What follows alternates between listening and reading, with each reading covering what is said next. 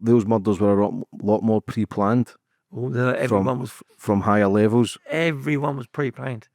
How many murders do you think he's actually done? Not my grandfather. Yeah, the great grandfather. My great grandfather done a lot of murders.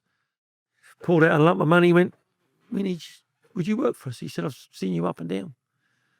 You know, you're the man that we need bodyguards. And basically, what my grandfather and that used to do, they'd stand at the end of the alleyways all the way around. Do you want to know who killed Prince Albert? Yeah. Queen Victoria's personal bodyguard. He was his bodyguard. And then, so they realised who it was. And then when he realised who he was working for, he said, the boys were fucked. They were literally above the law. So they were getting a buzz just by killing people and cutting out their organs. Yeah. So it wasn't just one killer. He was getting other people to do the killings as well. Yeah, there wasn't just one. And they were doing gays as well.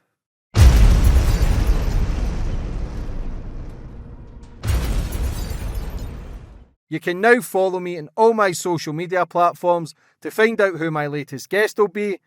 And don't forget to click the subscribe button and the notifications bell so you're notified for when my next podcast goes live.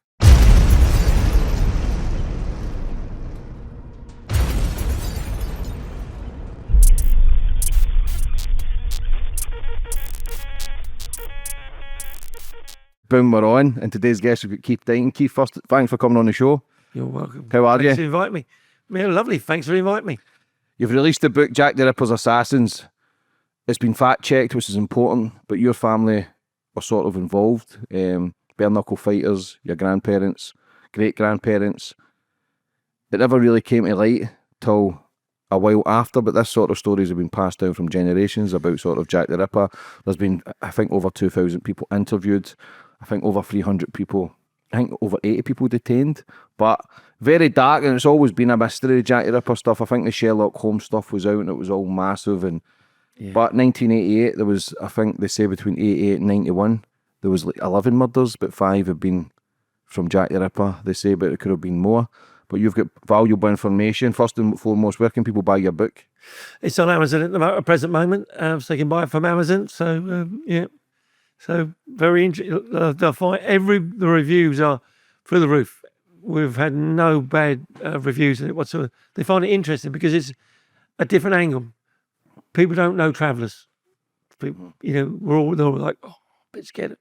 But we're not the people who think we are. We are some parts, as you know, James. We are so like on some parts. But the stories around the campfires was told and told and told. And I stopped telling this story because my lovely lady wife is sitting over to my left-hand side, sorry. She said, Keith, stop telling them stories because you're making yourself look like an idiot. But there was documentation to back it up anyway. And then 18 months, 2 years ago, I thought, sod it. All this is being lost. My language is being lost. So I've got another book coming out with language as well. No one don't know nothing, James. So if I said to you, Lachadivas, Monprel, Kemadavasta, you haven't got no idea. No. 90% of the travellers don't know that. And I just said, hello, my brother, give us your hand. So, you know, so I had to put it into a book to make everybody aware, because it's a part of history and a good bit of history that we need to document and go down. And that's why I done it, because it was such an interesting story. And you'll find out when your viewers get the book, they'll find out how interesting the story was. It's such a big case because it's still unsolved. There was many suspects, which we'll get into. But before we get into everything, Keith, I always like to go back to the start with my guests to get more of a bit of understanding about you, where you grew up and how it all began. Well, myself, obviously from the travelling community, shifted up and down the country, met my lady wife, married and engaged in 3 months. That was lovely. She's a good cook, that's all I can say. She bosses me about a lot, but she's a good cook. Years ago, 30 years ago, we saw the writing on the wall, so we stopped moving. Now we do campsites. We got campsites, Cotswold camping up in near Jeremy Clarkson's place. We got another park down Zeekham in Devon.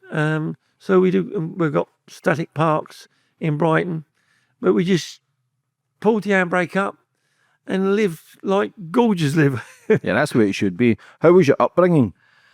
Very hard, James, very hard. Father, very violent, used to beat me with a buckle of a belt. So yeah, very hard upbringing. You know, we never had no baths, no showers.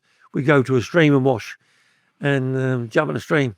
And in the wintertime, James, that was bloody cold. So yeah, we did have a very hard upbringing, but we'd go out, we'd be knocking the doors, calling, trying to take a bit of living the best way we can. Used to make, I was the last boy of my age group because I was way before my time. Used to go and make pegs and sell pegs. And in my age group, that was our grandparents that done it. So I know to make pegs, flowers and all silly things like that. So I was way before my time. Does that make sense? Yeah, so I had a lot different upbringing. How do you think that shapes you with the beatings? Because everyone kind of get beat up back then by their parents. But how do you think it shaped you as a man? Because you're clearly doing well for yourself now. But how do you think it shaped you? I have to say it has made me a better man because I now respect everybody around me, you know. But I was beat to do things, you know, literally do things. And my father would say he was a very, very, very violent, very violent. Wouldn't to all my other brothers, but to me, he was. Why you? Well, if we had to go get water one night, and my oldest brother said, "I ain't going down the dark to go down there get some water down the road," he'd then say, "Keith, you go," and I was too small to carry the can, so I had to get half fill the can. And if I wasn't back there and back in an hour, I'd had hiding. And I was like 7, 8 years old. Imagine walking down an old back lane on your own. So you grow up fast and you learn to walk faster, James. Mm-hmm. You literally learn to walk faster. So that's a sort of, but there was a lot of good times. You met some nice people or, you know, every night, no TV, no radio, no running water. We used to sit around the fires, have a nice chat. So, you know, all my uncles, no, there was no uncle, hardly any uncle and aunt, but you called them uncle and aunt, and everybody you'd sit and they'd tell you stories of everything and everything. And this story came up time and time and time again. We'd pull different places and they'd say, "What's your name, my son?" "I'm a Dighton, uncle," you know. And they go, "Oh, gee, our old Andrew Dighton who used to work for Jack the Ripper." And I didn't even know these people. And then I'd start telling the story around the fire. "Go on, you tell me what you know," you know. And the man that brought me into the world, don't like to call him, but the man brought me out, and he'd stand at the back and he'd go, "Yeah, that's right, that's right, that's right." Or my grandfather there, he'd help me out. No, and he'd change it on a couple of, "No, you got to say it." So we used to tell stories, and it's like reading a book. They wouldn't let you change no words, James. But we used to live very hard, very hard. Still got me old wagons. Then we'd dig a trench the length of your body. Literally about 7, 8 inches deep. And then we'd get a shovel, chuck the ashes in the trench, bring the dirt back over, and then put a tail pole, and you lay all night. It was like an heated blanket, like a heated. But we was used to it.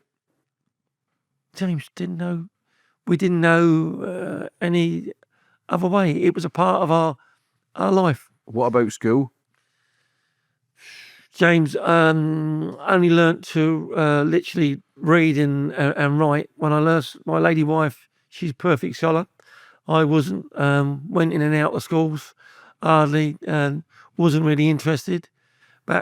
And right up to I was about 30 years old, couldn't read.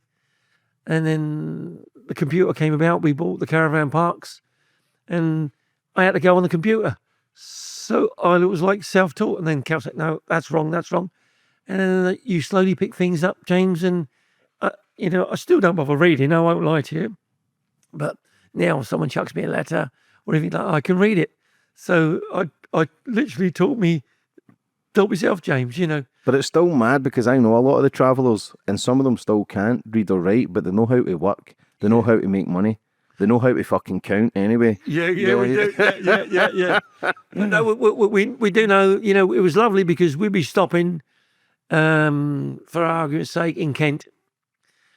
And I said to my wife, you should be cooking a bit of Sunday lunch. And I say, right, pack down. And we'd shift straight to Scotland. We used to love Edinburgh. We was always up Edinburgh. And we'd go to Edinburgh, have a couple of months in Edinburgh. Had bed and breakfast in it. You've had bed and breakfast in Edinburgh? Yeah. What, my bed and breakfast? No, not yours, no. No, yeah. Had a bit of bed and breakfast in Edinburgh a couple of times. And we'd go up there and we'd start knocking the door tomorrow morning and take a living. It was a very good place to take a living. And I found the Scottish people, not just saying it because yourself, very lovely, lovely people. And Edinburgh changed my life. Completely changed my life. I got locked up. And they flew me down to England, got locked up in Edinburgh because I'd done a little bit of skullduggery. We won't go into that too much. Down to Bath. And basically that was going on for several months. They literally clamped all my banking accounts, froze them all. And I saw the writing on the wall and I thought, no, and that's the last place we stopped was Edinburgh. And then we came back and I said to my missus, we'll go to America. So I went and bought the tickets to go to America. And she said, I ain't going. And there was a trailer park for sale on the Isle of Sheppey. Where's that? Please be a rough place. It's in that book. It's a rough place. The old great granny ended up having the ferry on it. So they pulled the things over. And we bought a trailer park on the Isle of Sheppey. Well, I bid a man for it. Never bid him enough. And she didn't want to move to America. And she went back, typical woman, you know, over the top of all men. Every good man's got a better woman behind her. True. And we bought the trailer park.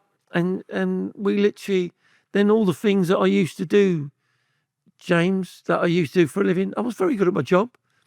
Didn't do things bad, never robbed anybody, might have overcharged a few people, but that's what I got done for, but I got acquitted, which was good. And then we just settled down, and I thought, met a few vicars and got a couple of mates now, police officers, and they go, would you do that to your family? And it changed me, and we stopped doing it, James, and we now are very respected in our community. Everybody knows us. Everybody always comments to my wife. They say, "Call you look like a gorger, Keith." You know what that means. Mm-hmm. And see, my always say, "You're definitely a traveller," because she's as dark as the ace of spades. But no, we just settle down into life. It is now. I still go up and down, and odd days, and it is odd days. My missus says, "You're getting idle. Your brain's not sharp." So I go out, go knock a door, see if I can take a job again. And I always take a job. But it's part of you, James. You'll never change who you are. Wherever you move to, you'll always be Scottish. You'll always have your roots to you. And we still maintain our roots. And me and my wife, half the time, when we're at home, we speak our own language between us, keep trying to, and I try to learn the young ones, the language, the best I can. So what is your own language? It's Romanesque. But how long's that language been? James, I was in France the other day, took my grandkids to Euro Disney. Don't go there, mate. Mm-hmm. Bloody 80 minutes for a ride. But anyway, we went there, met French travellers, walked straight over, start chatting to them. They speak it differently, slightly different than what we do. Like we say juk, which your podcasters understand that means dog. They say zjuk. We say gorgeous. They say kennick, or we say kennick. Mm-hmm. So we say hand is wasta. They say vasta. But I understand the dialect. It's like a Scottish dialect and an English dialect. So if you listen to it, but if you go all over Europe, I go to France, Italy, Germany, and all the travellers there, they speak it. And in England, you walk a basic word. What a basic word. Mm-hmm. Uncle, basic word. Yeah. And that's why everybody still calls me this. Coco is uncle. Bibi, aunt. Pinner, sister. Prel, brother. And nothing. there's none of them speak it anymore. When was the first time you heard a Jack the Ripper story? Oh. I was just sitting on my grandfather's lap. So your grandfather's Andrew and Caroline? No. That's the great That was grandparents. my great-grandparents. Yeah. And So they've obviously part of it, which we'll get into, but they've passed that down then to Passed it their down. kids, and Yeah. they've passed it down to you. But see, I was unusual. I got a brother Lawrence, and he don't speak hardly any Romanesque, but he wasn't interested. I was interested, and I'd say, "Grandfather, what's that?" And he'd go, "Pani, water." So I used to click with him. So I used to ask him everything, and he'd tell me, and he'd say to me, "Ashe bash and pooch Mandy," which means come here and sit down. And I used to pick up everything, and he'd start telling me about stories. And I'd say, "Grandfather, tell me some stories." So he used to mix the stories up. He'd tell me stories about the war in the First World War, because my grandma was 56 when she had my father. So she was an old lady in the day standards, very old, very old. So all my aunties and uncles were really like grandparents to me. My grandfather should have been my great grandfather, really. And I used to relate to him, sit and chat to him, have lovely conversations. And he'd tell me how they used to go up to the hotels in London and do all the scams in the hotels, and how my grandfather used to play the darts and do the scams. But if you want to go deeper than that, I can tell you that, but I'm cutting it short for you. And he was a very violent man. He was 7'2" in his day. He was a big man, long reach. And one man came up in the pub one day, my great granny Caroline selling some ever, and he pinched her ass, and he had a sword it had bluebells, white and bluebells on the handle, all encrusted in gold. And he pulled it out and he jabbed it straight for the man's ear hole, killed him, and then chucked him into the Thames. And he was a very well known to be because he had the reach, no one could get down to him, he used to put a pint glass on the table and just smash the people's heads on it. So he was a nice bag, but a very caring man, as you don't sound caring, does it? And then he got approached by a man, and was in the pub one day. So if you're asking about this is how it happened. In a pub, and he saw a man, and he said to all his boys, "That man over there, he's watching us," And they literally, so I'm giving the short version. So they surrounded the man, went over the man, he pulled out a lump of money, went, "Would you work for us?" He said, "I've seen you up and down. You're the man that we need bodyguards." And there was a old fella there called Tony Barney, from the Barney family, New Forest people. They used to sell ponies. But I'm cutting all things short because that was an half an hour story, so I'm just trying to cut it down. Yeah, you don't need to worry about time. And anyway, he turned around and offered them the job, and it was silly money at the time, silly money. And basically, what my grandfather and that used to do, they'd stand at the end of the alleyways all the way around. So James lives in this road. James walks up the road, and "Where you off to, mate?" "Come back to me house." "No, you ain't." "Fuck off." Yeah. Is it all right to swear? Yeah, of course. Yeah. "Fuck off, walk the other way." And you go, "Listen, mate, I'm Scotch. I don't even know who you are." So it's you and your brother, or you. And so you didn't want to back down. So me great-grandfather Andrew, if he had his pistol, he'd turn around and go, "Put it to your head, warn you, and he'd shoot you." The boys would chuck you straight in the Thames, or he'd pull out a knife and stab you. And when he pulled his knife out or pulled the gun out, you'd say, "Oh!" But they didn't realise what they were doing, and they'd always been placed around the streets. But there was another line. They were just, army recruits. That there's a war tomorrow. We're recruits. We go in first. They say the troops to last. We're just picked off first to hold the people back. And then when he realised who he was working for, he said, the boys, we're fucked. We're fucked. And the Rippers gang hunted them down in the streets. And my grandfather used to tell me, so that's just giving the short version of it. And he used to tell me what they used to do. And old Tony Barney, which my great-grandfather was very good friends with him. They stabbed me great-grandfather Andrew. Tony went in front and took a bullet for him. And his wife, they literally pulled a sword out, run her through, and he said to me, great-grandfather, leave, go. And he just got up and charged into him.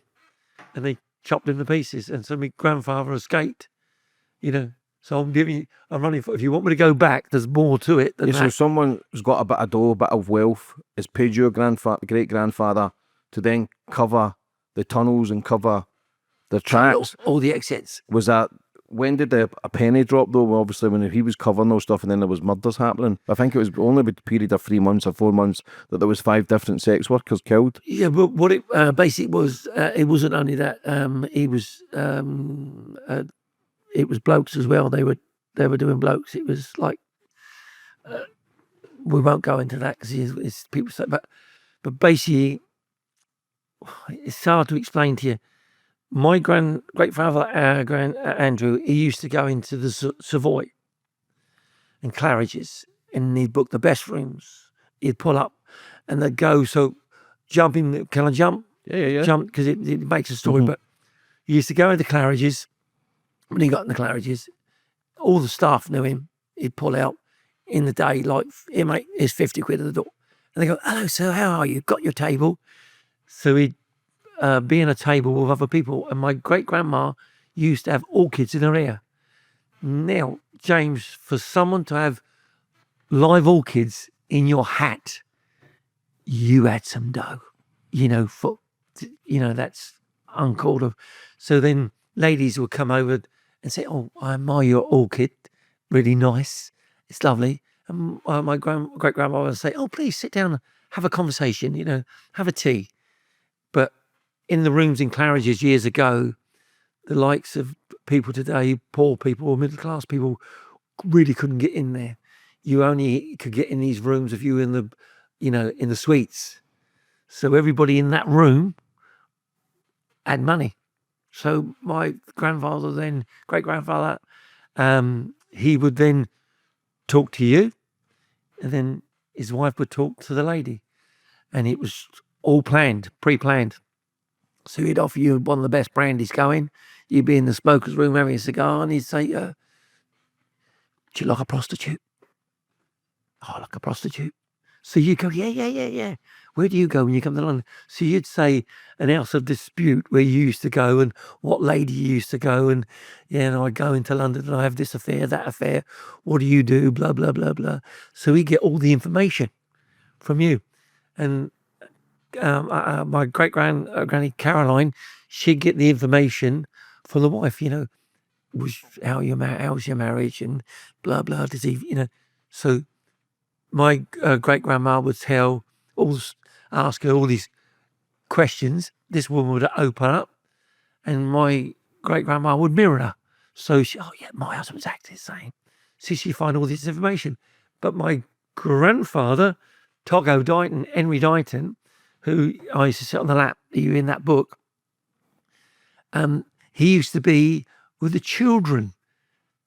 And they had a private nanny in Claridge's, so that it's me and my wife, I had private nanny in Claridge's or the Savoy, and your kids were there. And so I'd say, just got to go check out the kids for a second. So I walk in there, you've told me your kid's name, and you say, the kids' names are Bill and Jane, figure of speech. So then my kids, shall I say, would then go to play with them to find out information. Then after all the information was found out, my granddad said, hey, in Hyde Park, there's a lovely cafe in there. I'll book you in the cafe. And you can't get a table there. I'll get you a table. Don't worry about that. So he sent a runner. The runner would go, book the table, because he always had the table booked all the time. On me, we're leaving London, we're leaving, so but please. So you now knew you've got a table which would cost you £300 or £400 today's standards for you and your lady wife, and because the kids would stay in the hotel. So it was on the front. Then the next day, my great grandma would take those lovely gowns off, put on all the scruffy clothes. You didn't recognise. She'd walk up to you and touch your hand in penny, like give some money for me, lucky ever. You'd say, piss off, you old pikey, piss off, don't want you. And then she'd touch you. She'd go, oh, your name's James. And she'd touch your wife's name and we'll say it's Janet. And she'd say, you've got a boy called so. Now you're intrigued. You're totally intrigued. How does one... Now you've got a business venture coming up. One's going to make you, one's going to break you. So, but you already told my grandfather. Now, if you give me some money, how much would you give me? And they go, oh, I'll give you. You're going to lose everything. This is and you're going to be poor and poverty. Your wife's going to commit suicide, and then so that this information will go on and on. So you now know I think this woman's impossible. This woman to know. And by the way, that Rolex you got on and that diamond ring I got on, that's bringing you bad luck. That's got to be blessed. That has to be, go to the church and get it blessed. So then you probably would have in those £600 or £700 on you, which would have been a lot of money. So my grandma would take all the money and then go, well, here's £100 back. But when I next see you, when you do that, go to that job, not that job, you give me, done. Go to the vicar in the church, and then the vicar will bless it, because that's bringing you bad luck. Good. So they go there to the church, walk to the church, she'd walk them to the church. So give me a bit of crash course, meet the priest. Yes, we don't charge for anything, but donation is, if you get donation, coppers or anything, lovely. So we bring out a red cushion, you put the watch on, the ring on, the diamond earrings, put it on the pillow. I'll be back in 20 minutes, sit there. So what a night, wasn't that travelling woman a nice woman? Wasn't she a nice woman? Nice vicar. Hour go past me. He's taking his time. Priest walks in. Excuse me, Father, where's the priest? I am the priest here. It was another travelling man.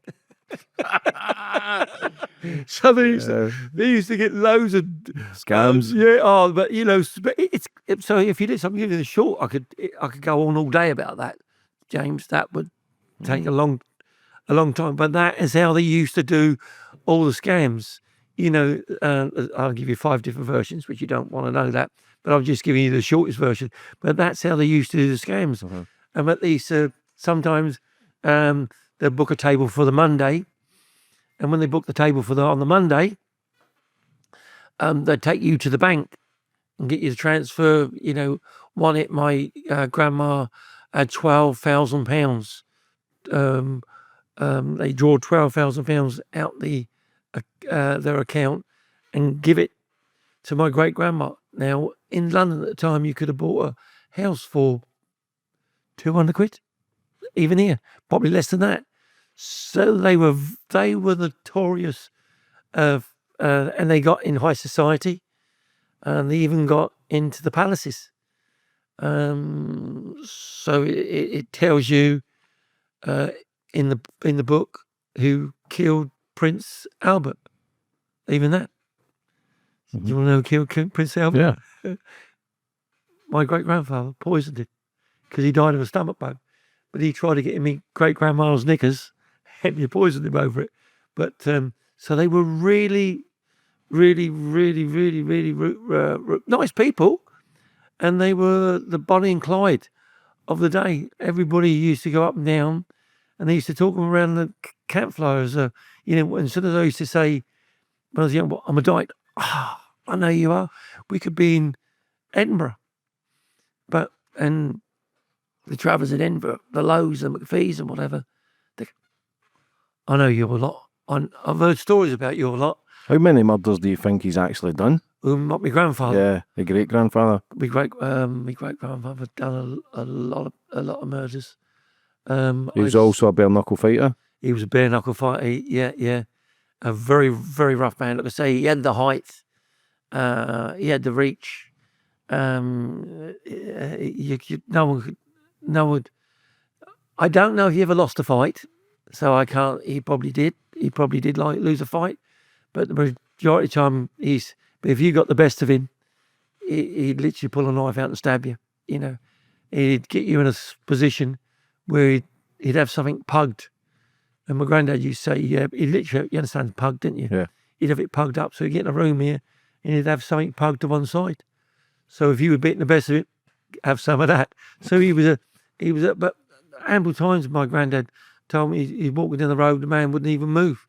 So he's too drunk. The bloke said, you got to move, get out of the way. He said, he says, I can't be messed to fight this man. I won't swear. He went, pulled him, bang, shot him in the head. So the boys, chuck him in the Thames. There must be a few bodies in there. Yeah, honestly, the amount of times my grandfather told me about the amount of people that he'd done. He'd go to this table right now, get up, and if he never got up, there was. He used to love it. He used to thrive on it. And then he used to do a scam. So in the weekdays, the scam was a good one in the weekdays. They'd go around Elephant Castle, and they'd play darts. And my great-grandfather wanted notes on him like that. So you'd walk in the pub, James, playing darts, and you'd be playing with me great-uncle Lawrence, a pounder, an old fiver closest to the board. So he's losing to you. And and my great Uncle Lawrence, he'd turn around and say, well, I've got to go, mate. I've got, gives me money. And he go, look over to this bloke, do you want to play? And because you see he was well dressed. So he'd play you for £1 or a fiver. You'd shut the dart and you go on the outside. You get worse. Then he'd get you up to £100. A lot of money, James. You'd chuck your dart and he'd go, bullseye. It was a scam. Yeah, hustling. But before they done that, my great-grandma Caroline would walk into the pub and saying, lucky ever anybody? But my granddad's great-grandmother just lost probably £100 or not more. And he'd come over here, you bitch, I'll buy something off you, pikey. So he'd buy some ever offer, just pull out, a £1 note or a £5 note change. Yeah, I'm a wealthy man, I can afford it, and give it to her. Well, when you was up to like £100 or whatever, even more than that, he'd let you chuck it, and when he chucked the dart and got the bullseye, and he'd go, I'll buy some more of that lucky ever. So everybody in the pub would buy the lucky ever off me granny, my great granny. She'd be sold out. So then they go to the next pub and the next pub and the next pub and the next pub. And then Dave and I got caught. But sometimes some people didn't, they realised it was a scam. And then my great grandfather he just set about them. Yeah, so they were earners. They know how to earn. The family, they were earners. Yeah, they know how to earn money. So that's what they do. Through the week, they go all over different parts of London, and I came across a man there that played playing cards and gambling, and they won a lot of money off him. And they it's right to the end of going towards the end of the book, and they ended up getting to the palace, and this man recognised him, and he went, listen, I want money off you, else I'm telling everybody who you are. So my great-grandfather and that, because they give Queen Victoria a rug, a beautiful rug, but I'm jumping the gun on that one. I have to think I'll wind back a bit on that one. they so anyway, so well, they were very, very ruthless, and they were in Claridge's, and there was Woodstock, Blenheim Palace. Mm-hmm. Well, the Earl of Blenheim Palace and his wife were in Claridge's, celebrating I couldn't tell you what it was, but they were celebrating, and my great grandfather couldn't get in the room. So my old Grey Caroline went to it was one of the kids' birthday. So she caught a coach over to Harrods and bought a carousel. Came back, give it to the child, then got them all sweets, all the kids, all sweets made up from Harrods. So the lady of Blenheim Palace went to check on her child. Where'd you get that from?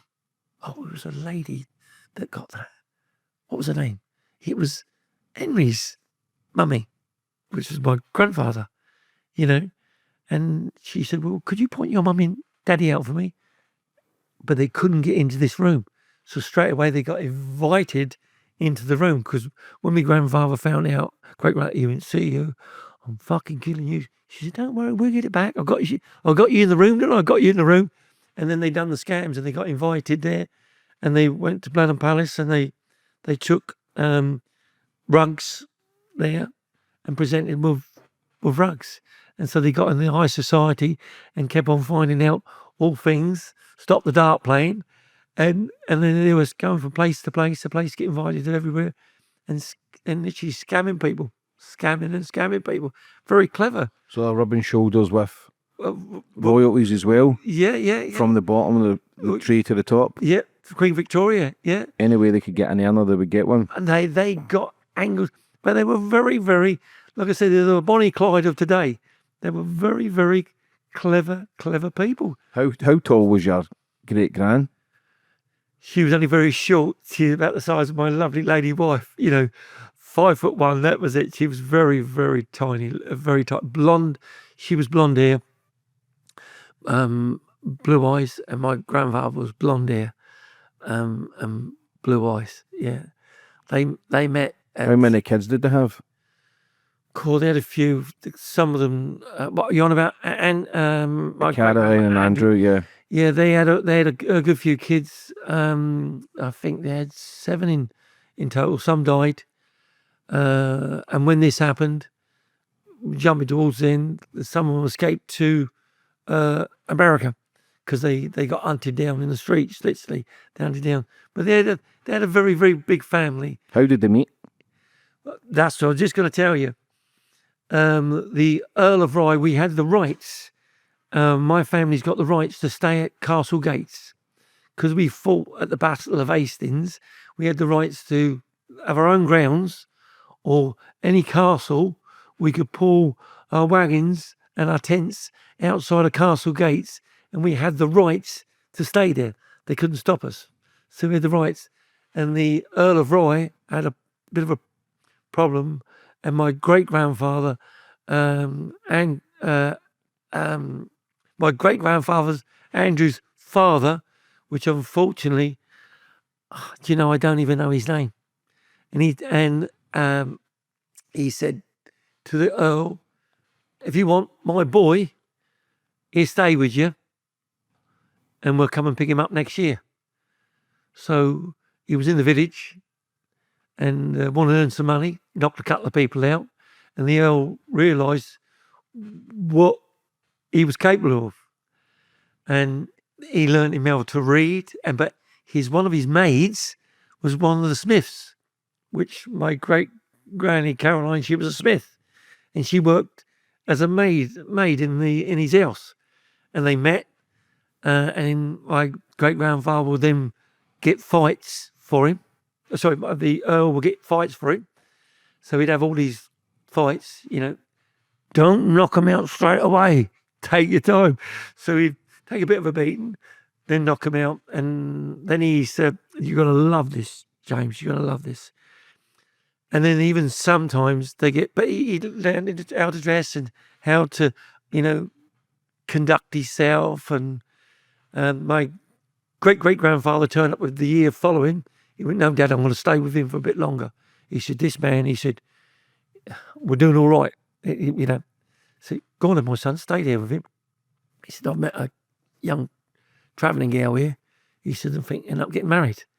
So anyway, he got so he would take him up to London, and you know, in a pub, restaurant, bar, get him a fight, you know, and they realised that he would bet against, you know, he's going to lose, so he'd bet £100 for the sake of saying that against Andrew. So people think that's his man, and he's betting he's going to lose, but he'd already got someone else to bet £500 that he's going to win. So everybody would do, and anyway, they realised it was a scam, and this is the funny bit. They'd end up doing a duel, and he'd done lots of duels. You know what a duel is, Yeah, yeah. So they'd go up there. Now you're 5'4", a figure of speech, and this bloke's like up there. You realise the pistols were there. My old great-grandfather never had a second.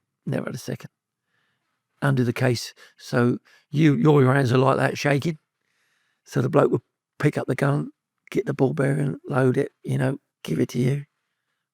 My great-grandfather Andrew, pick up the ball bearing. You ready? No. Ball bearing. And he'd actually, sometimes he'd go like, throw it at you. But I'm ready. So you pick the ball bearing up, back to back, 10 paces. Now, James, you think, I've got this in the bag, but the recoil used to kick, and after time they used to miss anyway. So as they used to go back to back, then my grandfather would great-grandfather would pull a catapult out his pocket, and my family's very, very good. We're known for catapults. My son at 30 paces can hit a 5p piece off a wall, you know, at 30 metres, he hit a 5p piece. So he's accurate. And my great-grandfather was the same. So he'd pull the catapult out at 10 paces each, he'd go like that and straight in your eye. From a slingshot? Well, a slingshot, they were that good. Or they'd take the gun at your end. Because he did sometimes think, you know, James wasn't rude to me, I'll just take the gun out of his hand. So when he saw the smoke come, he'd fire at the gun to knock the gun off. So, yeah, so he was but sometimes he'd literally said, you know, he used to, but he always eye shot. So he'd take the eye straight out of your head. But when you're walking back to back and turning, then aim, the bloke pulls a catapult. What? Is this man crazy? But you had but the recoil on the gun would kick up. So he was known for a. What would happen if someone turned before the 10 paces? I would imagine people's asses would have went, or people would have turned after 8. Luckily, no, but that society that my grandfather was with the Rye of Kent there, the Earl of Kent, they were in the elite people. So they're all like college graduates, you know, army people.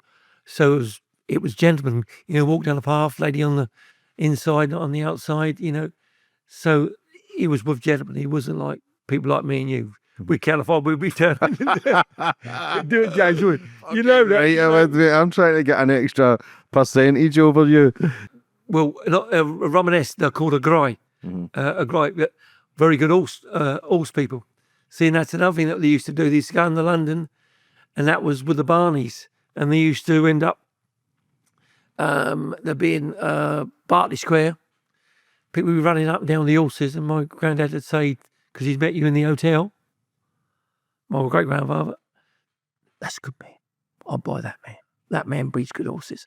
So that's the one. So he'd end up buying horses off of some travellers, get you roped, and you buy a load of horses of him well, and the next day when you get to lift a load of knackers, you know, so it's James, I could talk to you all day for 5 hours, and we wouldn't even touch it. So you got to tell me what you want to talk about. Yeah. But it's good to have a bit of backstory of the levels that they went to, and everybody's, listen, it's survival mode back then. It's survival mode now, and that's how they survive. See the man who offered them money to attend work for him. Who was that man? He was Queen Victoria's grandson's personal bodyguard. So you're talking royal family then? Yeah. They've mentioned, I think some of the royals get took in for questioning. Yeah.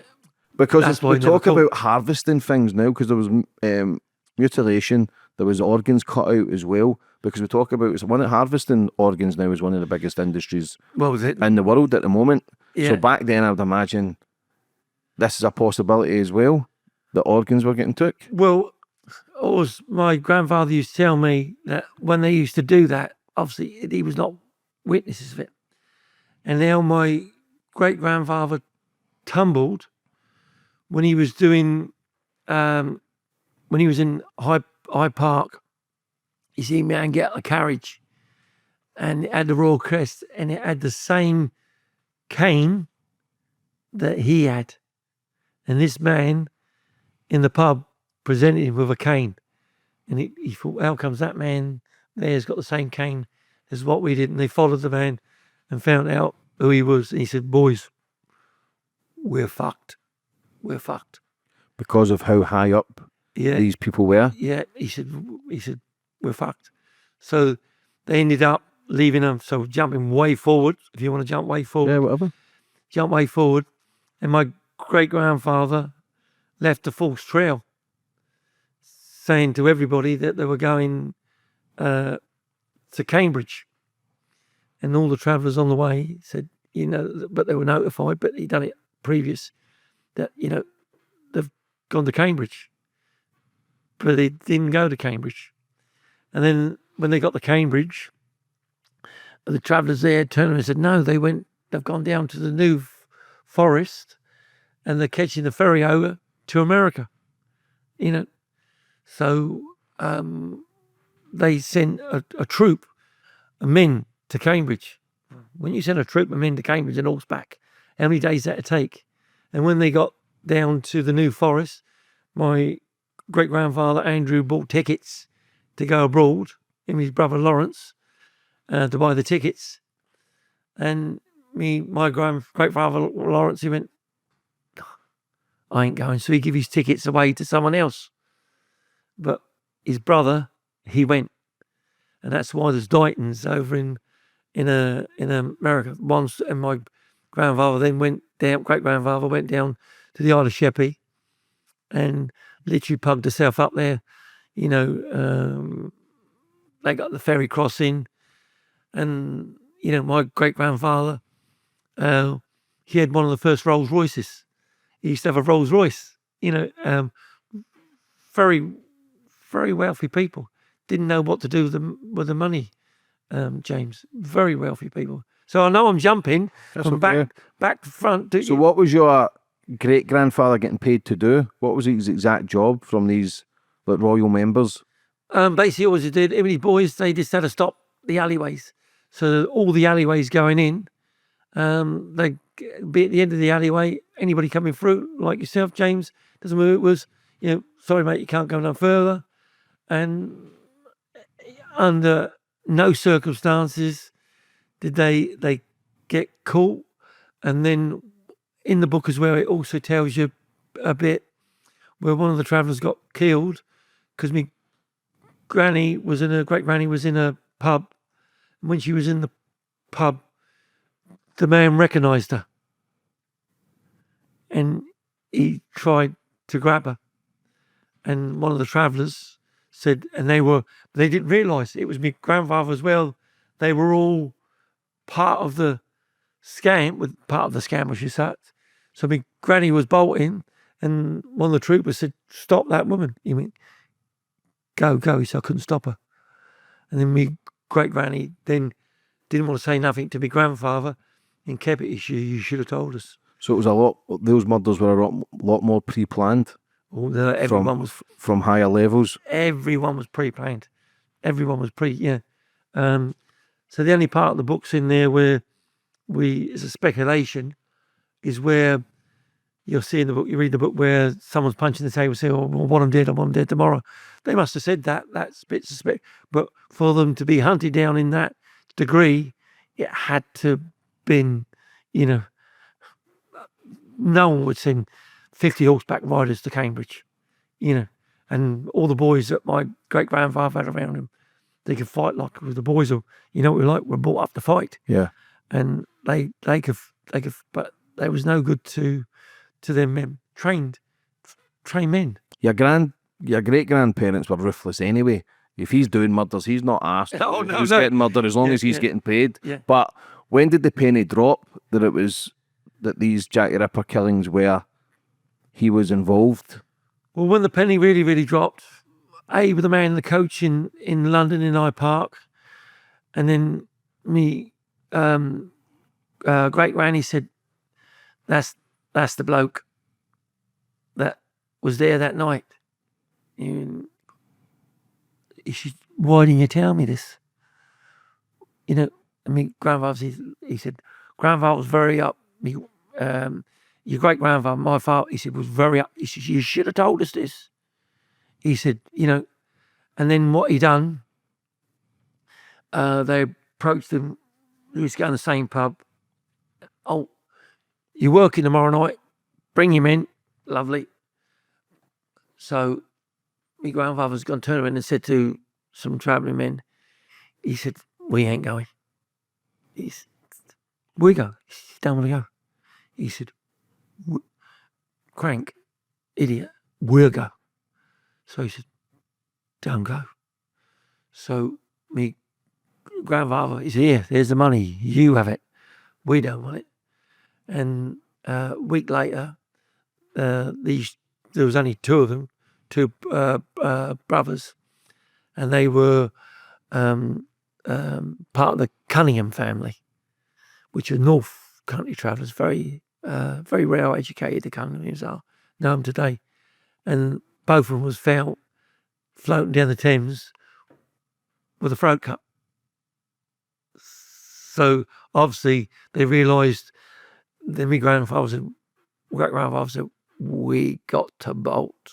So they were trying to kill them because the guy's identity was revealed? Yeah, it was revealed. So they ended up, they was doing the scams in the pub. So was that a setup then? Were they getting set up to be killed? Because your great granny seen the guy with the cane? Yeah. Is that correct? That's right, yeah. Mm. So then what happened? And that was the guy who was doing it. Is that Jack the Ripper? No, that was Queen Victoria's. He was Queen Victoria's personal bodyguard. He was his bodyguard.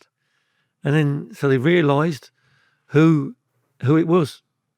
And my great grandma Caroline, because she was in the palaces when Queen Victoria's grandson was in the alleyway, she recognised him straight away.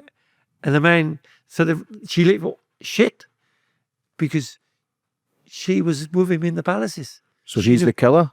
He was the killer. But there was a few men that used to do the killing, apparently. So what do you think the killings were about? Was it satanic or was it for their own gain? You know yourself, when you're so wealthy up that ladder, money, no, everything there's no feeling to it. No. But there's some sick people in the world, even now, with money, without money. But what do you think the agenda was behind it? Was it satanic? Honestly, or was it... I don't know what the word satanic means. So it's like devil worshipping. It's like cutting organs, and they do like prayers and all that weird shit. I think personally, my old grandfather never said nothing on it. He said there was just sickos. They had everything. If you've got everything, what do you get? If you've got everything, you got to just like do something else for kicks, ain't you, James? Mm-hmm. So and that's what he used to say. He said there wasn't right yet, They had everything, so they were above the law. They were literally above the law. So they were getting a buzz just by killing people and cutting out their organs. Yeah. So it wasn't just one killer. He was getting other people to do the killings as well. Yeah, there wasn't just one. And they were doing gays as well. So there were a few, if they do the records, and there was lovely gentlemen, obviously gentlemen. Today it's acceptable, and I've got lots of friends. I live in Brighton, and I've got lots of friends, and I'm they're my best mates. Yeah. Give them a cuddle, give them a kiss, you know. But it ain't not on that way. You know what I'm saying? It ain't that way. No, but back then, James, it was a different, you know, trying to take him out. And it was a different world. Why was the gays never mentioned then? Why has it only been the 5 female sex workers? Well, I think why that actually was, James, and my grandfather, and I asked him the similar question to that. He said, if it ever got tracked down, that a part of that society were all gay, he said it would have turned into a civil war. Who's leading the country? Gay people? And it would have done, James. It would have led to a civil war, you know. But they were just, it was just all for kicks. How many murders do you actually think there's been then? Because they say there was 11, but 5 had their organs cut out. So obviously if it's different killers, there could potentially be 20, 30, 50, over 100 if there's different people getting killed. Because I'd imagine some of these people might have been watching other people get killed as well for their own kind of sick kicks. Well, to my knowledge, what my grandfather said, he reckoned that when he used to do what he'd done over 25 appointments. So 25 appointments he'd done. 25. That's a lot of appointments. If there was only 11 killings, but over 25 appointments he'd done, that was a period of time. So he'd done a lot of appointments. Only on a couple of occasions, he said, my father, he said, he'd done over, he said, 24, 25. He said, but sometimes, he said, he was so pissed out with his brains, and then he says, can you come tonight? He said, so on odd occasions, he said he didn't even attend. You know, too drunk, couldn't stand up. So that's why there's no one ever been convicted. Because there was so many, I think 80 people were detained. There was a Polish man, I've wrote his name down, Aaron Kaminski. I think he was sort of psychotic. He was in that area of an immigrant. And then you had Charles Allen, because they brought in butchers. They thought because people were getting sliced up, it was possibly a butcher or a doctor. And then you had another guy, Antonio Klawowski or something, but he'd killed his 3 wives prior by poisoning them. They became their main suspects. So do you think that was just to deflect away then, to try and keep the royals safe? Once again, I have to say, because you've hit on a very good point there, and he said, my grandfather said, he said, all them stories was going about, he said, that's just deferring people, making them look that way, different aspects. He said, because it was close. He said, it was close. He said, I don't know how we got away with it so long. He said, but we used to love it. He said, being paid to kill someone was handy, innit? Which is true. No, not handy, really, is it? It ain't handy, but yeah, they used to deflect a lot, you know. But there was, travellers were so much in the back. Even today, there was a lot of mystery around us today. You know, we're very honourable people. You know, they argue today, they get in the field and have a punch up. You know, and that's it, shake hands, walk away. But we literally, you know, me and my missus on the side of the road, we'd wake up early in the morning and move. So no one didn't know which way we went. You know, so there's still a lot of mystery here. I kind of love that idea though. I always think about going off grid. Yeah. I hate this bullshit. Yeah. You know, and the more I get older, the more I can't be arsed with people. Yeah. No. It's just fucking do my nutting. I just love my dogs, my kids, but even my kids are a pain in the ass. Yeah. But I just feel like going off grid. I feel as if there's always something calling me to go off grid and then pop up from time to time. I feel as a very fast-paced world, and I feel as if people have completely lost the plot. People ain't good anymore. There's always been bad anyway, but social media has heightened the madness. I think we're now starting to see the effects of social media, what it's done to people's minds. I agree, James. Social media is a bad thing today. Some of it's good, some of it's bad. You know, politics is a very bad area to go in at the present moment, as I look at it. You know, my opinion of politics, if you want to go there, I'll give it to you, but we all do a job. We try our utmost hardest, and I got to give it to all the guys. You can't please everybody in the room, you know, and that's the trouble. You can't please everybody, but we go off the grid all the time. Me and my missus, we get up in the morning, we do our own thing. You know, we try to be the best we can. I pay my taxes, which I don't like.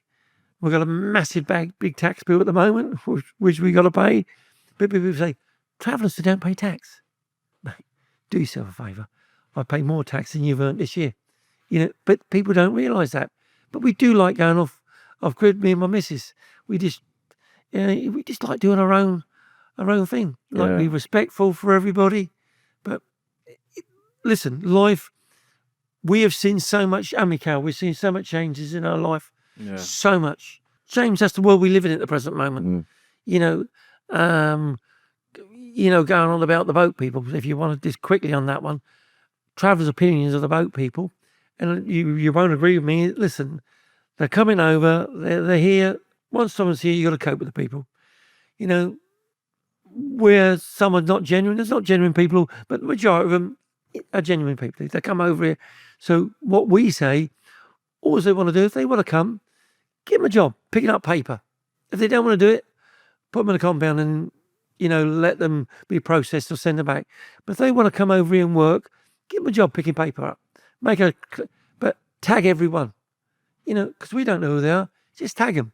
And if you're happy to be tagged, you can stay there. So all the problems that's happening up and down, you can.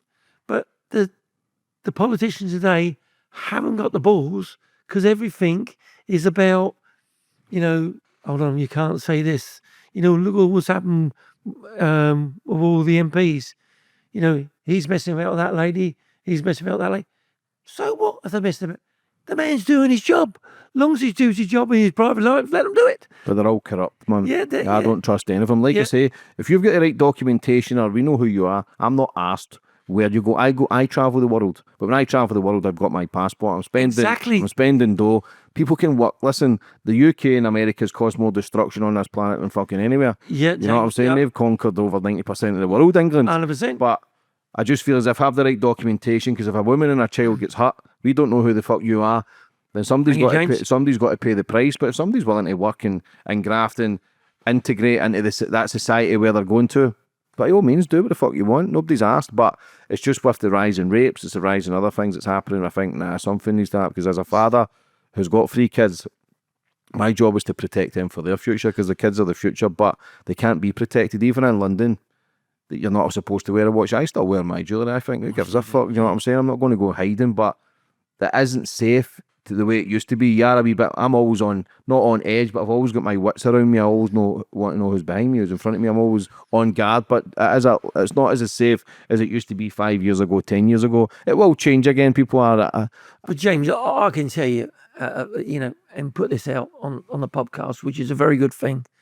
And I tell people, you know, when you're in London, any city in the world, and someone happens to give you eye contact, and you think, sit him. If you see that person 3 times, they're following you because you've got that lovely watch on. Jump in a taxi and piss off. This is what people today, they're uneducated because of it. Yeah. That's how they are. On that phone all the time. They're not aware of the surroundings. And the same travellers were around the surroundings all times. It's like everywhere over Europe, the travellers can move freely. But they're putting a thing now, and all about racist. We can't stop side the road no more. We're not allowed. If we tow our caravans 3 in a row, they take our caravans off. But all the other countries still let the travellers do it. So, you know, we live. It's a lovely country in England. I love it, and I don't think I want to. I visit, but I wouldn't. But we could all improve the way we are. But like you said, down to even the book, it's so corrupt. Me and my lady wife, we're cashless. What's cash? I don't know what cash is. You know, I drawed £100 out of the bank a little while ago. Had to pay a chap. And another chap said, "Oh, can I have £100?" And I draw the money out to pay these 2 chaps. Genuinely, I can prove it. The poxy banks froze the money for 3 months.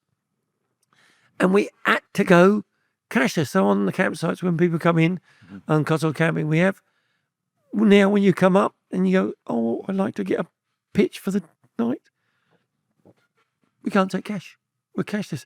So they've got me Yeah. Where they want me, James. Yeah, but that's the whole system's going to go cashless anyway. Yeah. But you've just got to keep your head above water. And like I say, I know a lot of people might not want to hear this, but if you get robbed, sometimes the majority is on yourself, because the majority of people are good. But if you're not keeping your wits around you, the telltales are signs are there. When you're getting your phone stuck to, or whatever, it is more pre-planned than what people think. Obviously, you've got your kamikaze jobs, but if you've not got your wits, you're going to become a target, no matter who you are or where you are. Yeah. See, but what it is, years ago, in this day and age, and when we were young, a lot of that people, travellers never used to rob people on the high street. It was just like I told you, how the scams they used to do, and scam them out of things. You know, it was just scams. And another one scam we used to do years ago, my great-grandfather being in Hyde Park, he loved this one, do rugs. And then he'd sit there and a travelling man, it probably would be one of the Cunninghams, would pull up. Would you like to buy a rug, sir? Oh, hello, sir, how are you? Yeah, oh, what you got? Yes, I'll take them, yes. Put them, here's some money. No, I know where to deliver them. And you'd say to the bloke, this bloke here, I gets loads of rugs, pays for me trip in London, and I sell them to all my locals. So then they go to your house in York, or because you know you had a manor house, to sell 5 rugs to you. Then a bloke would be coming up to deliver something to your door, and then, oh, I'll buy some rugs off you. No, I'm selling it to this gentleman. I'm a dealer. I can't sell to you, but you can buy rugs. So you'd end up buying a complete cart load of rugs off of him, and thinking, Andy, so I'm doing the short version. So you had them stuffed up your ass. You didn't know how to get rid of them. But it was different scams there. But like today, it's the thieving on the streets. You know, it's not safe when it's not safe anywhere today. What are you thinking then when you started hearing these stories? Well, you must have been gripped in then, sitting around a fire and people are telling these stories. I used to snuggle between my grandfather's legs, and he'd say, "What do you want to hear about?" And then there'd be my Uncle Adolphus. That's me dad's grandfather's oldest boy, and he'd go, "Show him the journals. Show him the journals." And so there was journals read it as well. What old Andrew. And it was, you know... was he documenting it? He documented it. Was he? Yeah, he documented it. Oh, in case... Why he documented it, because if he thought he ever got caught, he could, like, go to, I don't know, the Times or whatever, you know, and if he chucked that to him, he might be safe. You know, so it was... He's very fucking on it, isn't he? He's on it. He was wild. You know what I'm saying? Not even back in the 1800s. He's still planning ahead. Listen, he's still taking the dough. No matter what's happening, he's just wanting to earn. And he was documenting it just in case it was documented. The shit hit the fan. Yeah, and because there was over 150 different tabloids back then. Yeah. There was loads of them writing about this, especially the Sherlock Holmes was like 1887, so he was massive, all that fiction stuff. Yeah, well, it was all documented, and I see a little trunk that was in, and I know where the trunk went, and then when I was a young man. And she always calls me Casey because she says, you don't let your left hand know what your right hand's doing. And I used to go with my Uncle Sam. And, you know, when I used to ask him, saying, you know, I'd be about 15, 16. Let's get the journals, Evan. So as though my grandfather was dead, then my Uncle Sam, his name was Tubby. He could fight like a donkey kicking. He was known for fighting. Always fighting. And he'd go, I don't know if that was right, Keith, what grandfather told you then. Let's get him out. So we'd get him out, he'd get him out. And I used to go to pictures on a Sunday. My mum used to drop me off there because the bus stop, have Sunday dinner with me Uncle Sam. And we'd sit there. And Mum said, what was the pictures like, Keith? Lovely, Mum. Don't tell your mother. And we'd sit there to because the bus back from Maidstone when we were stopping at the time, was the last bus was 7:30. So my mum would be back there to pick me up. So she knew we were back at 8. But I was there from 9 o'clock in the morning all that time. And yeah, the same, you say, how much money you got you? I've got £1, like I said, give it here. And he give me 20 pence back. You know why? Because when Mum knew I had the £1 on, she knew I didn't go nowhere. Does that, even down to that, they had the wits about them. So, but we used to sit for ages and he'd go, "Cool." Then he'd tell me things out there. You know, Grandad never told me that. And yeah, this is what Andrew read. You know, he was a nice old man, you know, and he killed himself at the finish. Who? Grandfather Andrew killed himself. Why? Did he lose his wife? No, very tragic. So, you're right. This is the next book. But How old was he? He was an oldish, really old man. But what happened? His 3 boys went to war. So my grandfather, Sam and Lawrence, and my great grandfather's 3 boys, went to war in the First World War, and he got 3 letters in the post back. Sorry, boys missing in action. And he was to carry a bag of sovereigns and a gold chain all the time. And they were stopping at Belvedere, and this Flying Scotchman was coming through. They said he took his chain off, his money out, put him in the wagon, and I've got a picture of his actual wagon when it was set alight, and put him there, wait for the Flying Scotchman to come, and he stepped straight out in front of the train, committed suicide. And then, fucking 3 days later, what happened? All 3 boys turned up. My grandfather had his foot blown off. His brother Lawrence got shot in the arm, and the brother Sam got machine gun bullet across there. So they wasn't missing in action. He said, "I've got to be with my boys." So he killed himself to be with his boys, and then his boys obviously end up carrying him to his grave. But he only killed himself. He said, "I've done all this my life." He said, looked after them, and not one joined the army. They actually got took because the soldiers would come and take them. And my grandfather Togo was handcuffed to a boat and went to France. And that's halfway, Henry. And halfway through, the bloke handcuffed him. So jumping everywhere. I handcuffed him, and he said, "Right, Henry," he said, "if you want to fuck off back to England," he said, "you know I can't swim, you cunt." So he fought in the First World War. So, but that I could talk to you all day about that one. That's tragic though for him to think. But did he ever think then when he lost his 3 boys it could have been karma with all the shit that he'd done? Was that ever spoke about? Funny enough, I was talking had the same story with me Uncle Dolphy and me Uncle Sam about that. I said, you know, I said, when it was payback, he said, no, he said, your great grandfather never believed in payback. He said, it was just he said he couldn't take it. He said he couldn't take it. He said his children was his life. Literally his life. You know, another family man could smack his kids up the ear hole because they're doing something wrong, wouldn't take no notice. He said, but if a gorgeous man was down the road shouting at him, he said he'd go down and buy his house out. So he was a very family man, but he loved his boys. He couldn't take it. And my Uncle Dolphy, he was there, and he said he had his hands in his lap, and old Caroline was in the wheelchair then. He said, I can't take it. He said, I've got to go with me. I've got to go with my boys. I can't leave them on their own. I don't know where they are. He said, but I've got to be with. He said, I've got to keep my boys safe.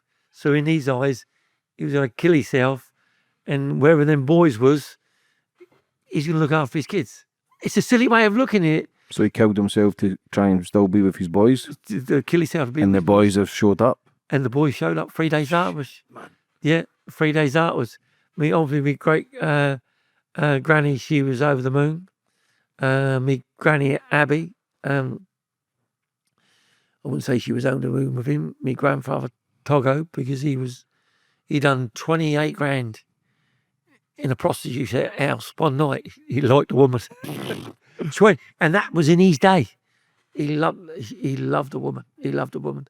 But to come back and you've got 3 ladies sitting there, all dressed in black with veils over them, and Granny Abby was probably thinking, Andy, get someone else, got to pay the part, and then the bastard walks in the door. That's mad. That's mad. That's absolutely. So see, all the books and everything was written, are they still around then? Yeah. They'll be worth fortunes. Not for sale. Yeah, but they will be. No. They will be worth fortunes. Is that just a generational thing then? It just gets kept in the family? How many books? There's actually only, they're all about the war, things like that. That's only in here. With the one Andrew one, there's only a pile like that. And like that, all in. And on the top right, he used to put a smiley face. And never talk, even she doesn't know that. The top smiley face. So every book I sign, you'll see I put a smiley face on the top right. So I try to imitate what he's done. And when did you realise how big the sort of story was in the book and Jack the Ripper? When did you realise how big it was? James, I knew it all the time. But my grandfather said, and me used to say, don't tell no one. And me Uncle Sammy and me Uncle Dolphy said, for fuck's sake, don't tell no one. Because if anybody finds out us lot for the eye jump, we have, payback on it. But life's changed, like I said, don't they, today. So we was kept under, and the reason why I done it is that lovely lady to the left-hand side. She would say, shut the fuck up, you make yourself look like a cunt. Don't tell no one. And I thought, one day, I thought, no, and when I used to have a few beers and I'd go to a funeral, sit up with people, then, Uncle Keith, tell us that story. Because I'm the last of the storytellers. Does that make sense?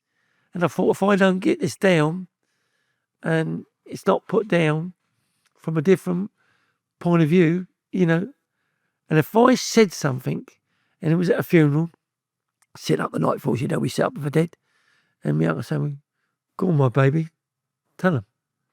And I'd say something to all be around me because they found it interesting, because I knew what these old men didn't know. And these old men, old men, they say, I remember that. So they'd start talking and they'd come and listen to this boy. So I'd say something and I'd get excited. And I'd say an odd word or something. I'd say, oi, tell the fucking truth. Oh, sorry, I got to say. So I might change one word about it. How many people was in the room? There was 15 in the gang. How many? Okay, I'm going to say 8. There was 8. He had 8 in his gang. There was 8 in his gang that they used to run with. So there was 8. So I was corrected. So I kept on, as the years went on, and I was renowned to go to funerals. And when I walk in, I used to go and put my hand in the coffin, look at the people in the coffin, check so I wasn't frightened to death. The other kids would be frightened of it. And I'd tell the stories over and over and over and over and over again. And it like I say, then I just tell people, and then Carol stopped me telling me stories. How was it writing the book? Were you nervous? No, not a bit. I had Robert, you'll see his name on the back of the book. He helped me with it. He read some paragraphs with me, and like to put it, right. Rob, that ain't right. Yeah, but Keith, I said, I don't give a fuck if it was interesting or not. I want it my way. I want it done to the best of my ability, my way, so you can see it. Because you can, I said, you can put what you like in. So I'm explaining like I'm explaining to you. But we was in the room and, you can say, yeah, there was oak beams and candle lits and 50 people in the room. Yeah, I don't know that. probably was in that. So he actually put the bits in the room where you say there was in the pub and there were a lot of people standing at the bar. Yeah, there would have been people to stand at the bar. And people with bowler hats, probably was people standing. So the bits of the book like that, Robert put the bits in the books like that, so people would get the Storytelling. yeah. But what was said, that's what was said. How was it fact checked? Who fact checked that? Which is important for people because it has been fact checked. Yeah, Because it's such a mad story, and that's why we don't give too much away today because we want people to buy the book, of course. But how was it fact checked? How did people go, "Yep, that's legit"? We had a Jerry Sherrard, isn't it, Carol?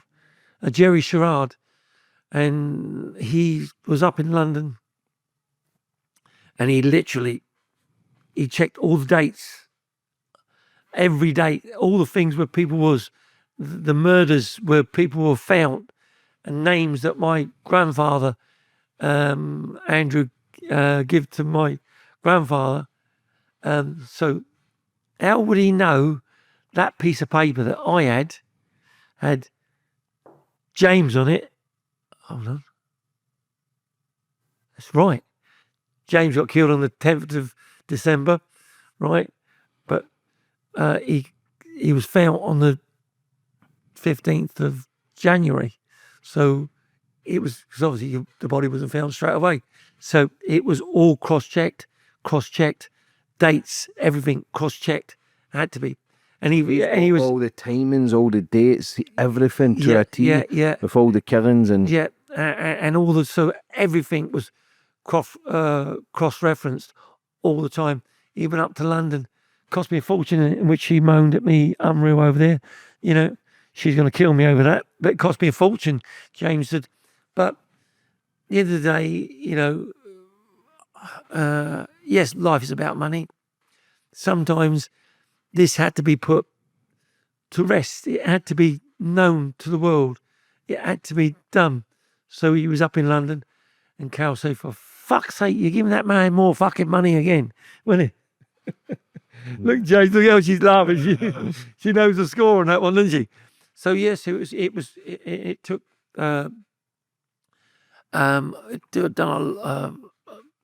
when did the book come out? It was last December, wasn't it, Carol? And what sort of publicity has it had so far? It's had a lot. Have you been on the TV or anything yet? I had offers from the BBC to go on a podcast with the BBC in Brighton. So that's where I live. Yeah. A couple other people, James, approached me, but do you know, are you Billy the Bullshitter? Do you know? And I thought, I don't like you. If I don't like you, and I, you know, like I say, I've had a couple of people that directors, and a bloke called Kent. He's made over 40 films, isn't he? What's his name that done the Free Mini job? What's he called, the bloke with the Free Minis? What's his name? Michael Caine. Made lots of the films. Italian Job. Yeah. He's made lots of films, and I've been offered to sit down with him.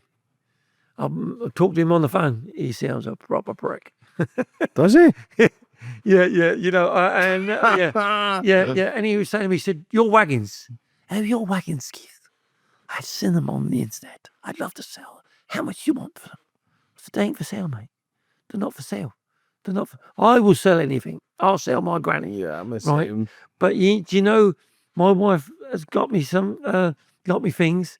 Money can't buy that. Money can't buy heirlooms. Some things are not for sale. You know. Oh yes, well, and he wanted a new. There's a film going on about Jesus, a film, and they wanted me to go on it to some of the language, you know, because Travers was there at the crucifixion of Christ, so it goes way, way back. Same as Peaky Blinders. Yeah, Birmingham.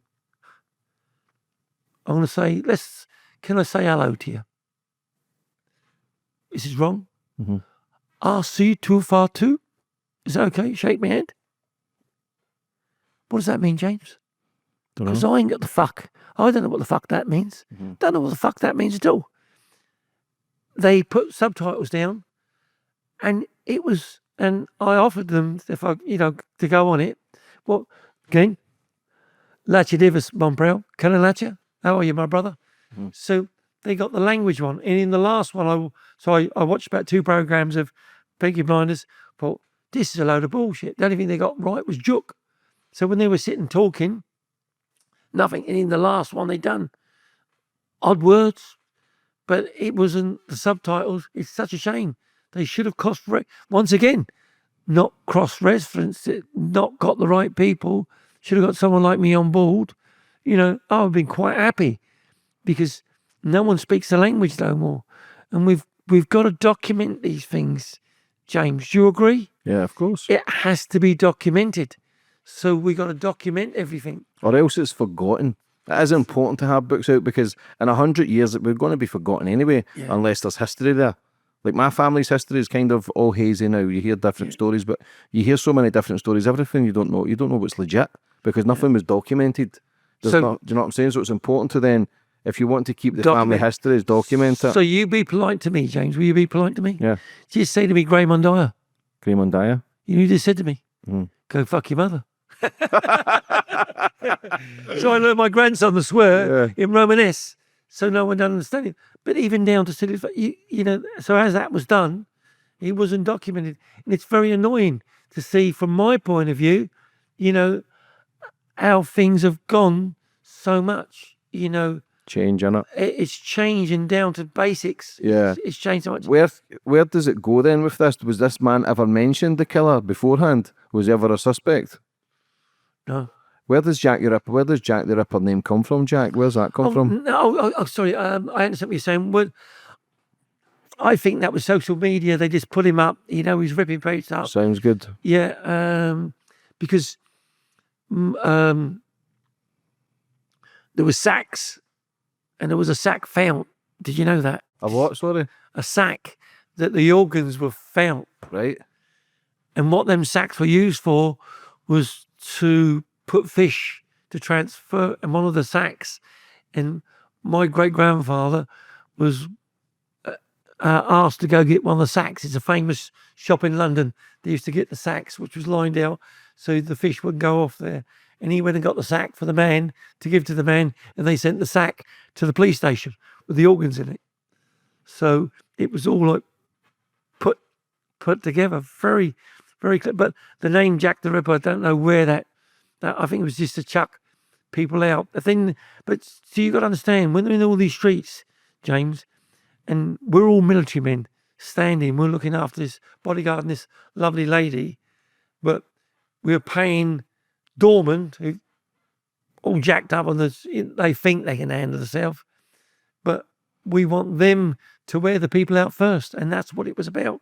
It was just smoke and mirrors. No one could get in.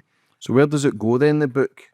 Where does it go? Are we talking a movie? Are we talking 6-part docu-series? Like, where does it go from here? Because if there's valuable information everybody's been trying to find for 100 years, and you've cracked the code with the family history, where does it go then? I'd imagine it's going to go a lot further than just a book. Yeah, well, we've been, one chap wanted to do it in AI. Fuck that shit, man. Yeah. I didn't.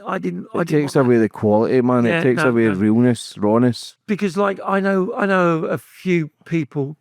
What I've been approached, and I said, I want to put people there myself. You know how to carry yourself, but can you talk like a travelling man? No, you fucking can't. You can't talk like a travelling man. But I would want people there that could play people's parts, like a good friend of mine, for argument's sake, and you know him. He's a nice lad, and Peter Fury. And he's a good guy. Yeah, he's he's one of the best. Yeah. So he is loyal to the core. That man's a gentleman. Yeah, an absolute gentleman. So if I was going to put someone to play a part, I'd get him to play my grandfather, Togo, because conducting himself properly, knows how to speak, knows the language, and can pronounce it properly. as my grandfather, because he was brought up in high society, and very pleased to meet you, you know. But Peter wouldn't say like that to me. All right, Mum, mate, how are you keeping? Do you know what I mean? How's your family? But he could portray the right people. Yeah, I've got a lot of time for Peter. Yeah, you know. Fucking mad story as well, Peter. I went up to his house, man, and yeah, it's just, lived in the Cotswolds, didn't he? yeah, beautiful. So it was, and just a good guy, just loyal to the core. We're still in contact from time to time, but just good guy, just a good man. You see, Peter's family, his old mother was they're from London. They were from London, you know, and the Wilsons, the Cunninghams, I know all them. My mum's brother, Cayley Bottom, he was bare knuckle champion of Canada. You'll get a book called Bartley Gorman. You ever heard of Bartley Gorman? No. Well, when you next see Peter, say, I was talking to, you can say your cousin Keith if you like, and old Bartley Gorman, that was one hard man. Uncle Bartley was an absolute, the man was an animal. He was the, I would say, in his day, and even today, Uncle Bartley, he was one of the best known travelling men. Everybody had so much respect for him. I remember my mum knew him very, very well, Uncle Bartley, but very, very nice. But that's what I'm saying. If I get the right people to come to me too about it, I'm supposed to, as a company that I won't mention nobody's names, they want me to go to see them. No, you come to me. I'm here. I ain't running to you. You come to me. And, you know, we can do this, do that. No, I don't suffer bullshit. I don't do bullshits, do you? No. I want it done. I want it done properly. And they wanted to say, well, we would want to change things. No. We want to change places. No. If it stays a book on the shelf, being covered in dust, so be it. But it's got to be done properly. It's got to feel right for you. You know, and people that the songs we used to sing, I want the songs put on there. That is because I've written songs myself, but I want them songs that I knew on it. Not what you want. I've got a chap that's already written all the music for it. So all the music's all written for it. I've got songs that's been written for it, which I've written with a couple of other people that relate to it. So everything's there in place. But we got our own people. Fuck off, James. Yeah, you've got to stand your ground. Yeah, that's right. So you don't mind what you've done with the book is put the truths in it, and he's maybe set fluffed it up a little bit for the story, you know. But same as with the movie stuff, if you want your actors and the music, you can have it in. Yes, they can add little bits here and there, but you just want whatever you've got in your mind to be put in the story and the truth. That's what I'm saying. But it changes it. Hollywood changes that. Fucking media changes that. But the officer, you know, we would change straight away. Conversation over, James. I'm out here. Mm-hmm. And I get up and walk away. I'm not interested in it. It's got to be done so people see it from a total different angle. It is a different angle. It's a different angle. It's an insight angle. So it's a total different angle. You know, and I've got the wagon up there. One of the wagons, one of the original wagons that my grandfather and that used to be in. You know, will I sell them? No. Do we rent them out? Yeah, it goes to charity. You know, because we do a lot of charity for different people. But at the end of the day, you got to keep things close. Yeah, you've got to stay loyal. But even the story of Andrew and Caroline, your great-grandparents' story themselves as being the Bonnie and Clyde and all the scams is a seller in itself. Throwing the Jack the Ripper stuff is gold. Yeah. You know, you've got to stand your ground. You've got to value your worth. Because people will change the story. There's many films of Jack the Ripper. There's many books. There's many documentaries. But when I used to watch the films of Jack the Ripper, you know, going on, I know the Sherlock Holmes was made, and I used to laugh so much. I could, you know, picture my grandfather, Togo. Were they ever mentioned? Were they ever mentioned at all, the travelling community within the Jack the Ripper stuff? Never. Was there anybody standing in alleyways or? Well, if you see people standing in alleyways like Cloak and Dagger, you used to see that, but they were in them alleyways all the time, you know. And my grandfather, old Togo, which means suit, by the way. He was always togged up to the nines.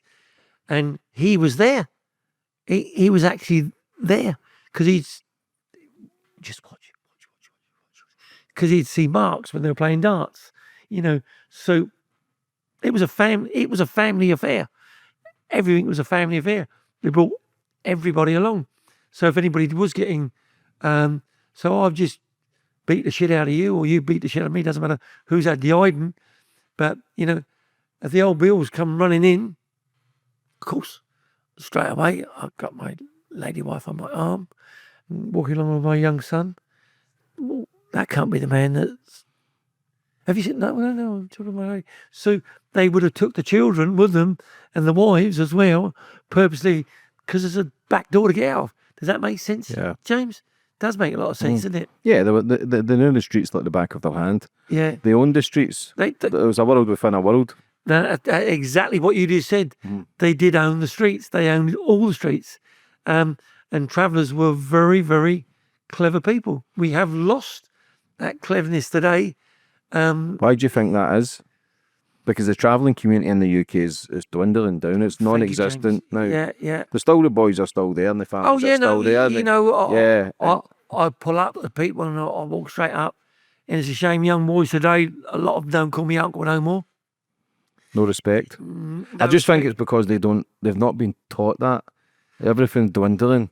I think, I don't know what it is, James. How do you think that is? How do you think the travelling community is in the UK? 90% are nice people, but I've got lots of cousins. I was at a funeral one day. This gives you an example. Imagine being at a funeral. Now, you're my cousin, James, right? Your boy's there. Your boy's name's James. So I'll walk up, grab your hand, kiss you on the cheek. Hello, my old James, how are you? How's your mother and father? I ain't seen you for years. Mother's dead. Sorry to hear that. So playing a story. Your boy's there, James. And I go, is that your boy? Yeah. James, come over and say hello to Uncle Keith. Boy comes out. Very pleased to meet you, Uncle Keith. I went, get up, you crank. Yeah, so it's on. So straight away he's changing. So I said, are you rummed? I beg your pardon? I said, you rummed? I don't understand that. What do you mean? Are you married? I said, go away, James.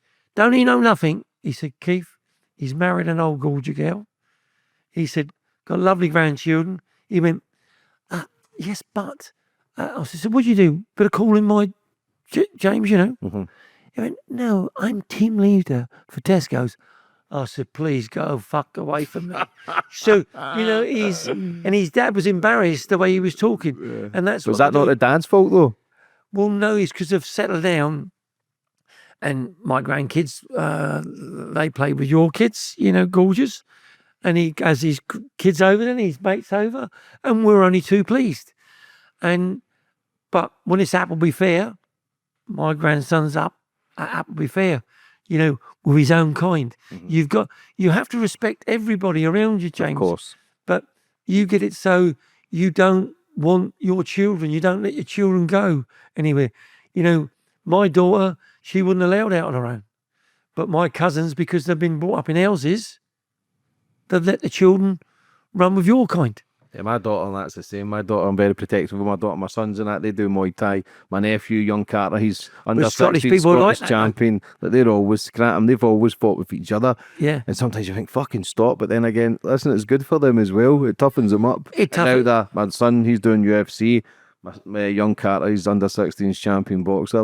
You do feel proud of them, but there's fucking hard work. But you've got to let them be. We've got to let kids be kids. Because this is a dog each world out here. And if you become soft, you're going to get chewed up and spat out. I agree with you. But, James, at the end of the day, we still got to learn.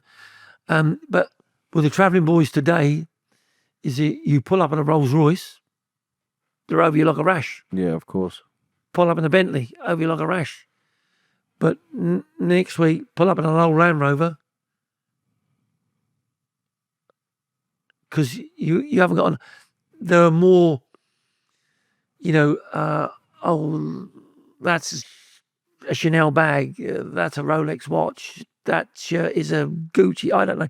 The more market. Flash, yeah. Do you know what I'm saying?